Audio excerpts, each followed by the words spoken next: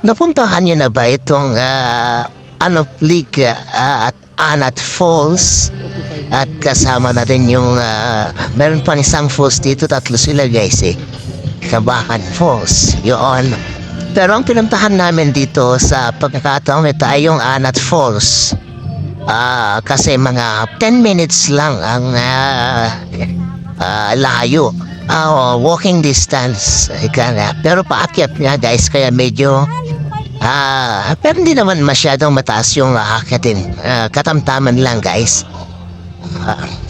Kaya madali lang naman ito mapuntahan. Para sa mga bata, easy lang ito guys. Kaya yun. Pero puntahan nyo guys, maganda yung lugar. Sobrang ganda. Naglakad lang kami from yung starting point namin. At magaan lang yung akyat sa una, banayad lang, pero maya-maya medyo may napagod na. Pag di ka talaga, wala ka talagang training, wala kang exercise, mahirapan ka. Pero yun, tayo naman, kaya naman guys. Yun nga lang, akyatin mo talaga siya. Pero yun, maraming natuwa ako dito sa aming na puntahan na ito guys. O diba, ang ganda.